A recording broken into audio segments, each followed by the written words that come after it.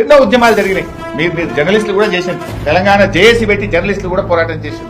వంట వార్పులో రేవంత్ రెడ్డి లేడు, రహదారుల దిగ్బంధంలో లేడు, రైలు రోకోలో లేడు, మిలియన్ మార్చిలో లేడు, సకల జనుల సమ్మెలో లేవు, సాగర హారంలో లేవు. ఎన్నడన్నా ఒక్కనన్నా ఉద్యమంలో పాల్గొన్నావు? నువ్వు ఎంత తక్కువ మాట్లాడితే అంత మంచి తెలంగాణ గురించి రేవంత్ రెడ్డి.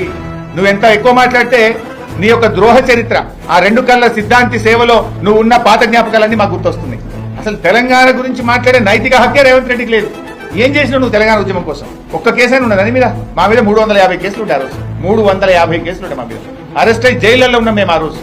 ఈ పుణ్యాత్ముడే ఆ రోజు సోనియా గాంధీ బలిదేవత అని మాట్లాడి, సోనియా గాంధీ ఆలస్యం చేయడం వల్లనే తెలంగాణలో 100,000 మంది పిల్లలు చనిపోయిందని మాట్లాడిన రేవంత్ రెడ్డి ఇవాళ అదే నోటుతో సోనియా గాంధీని దేవత అంటున్నాడు.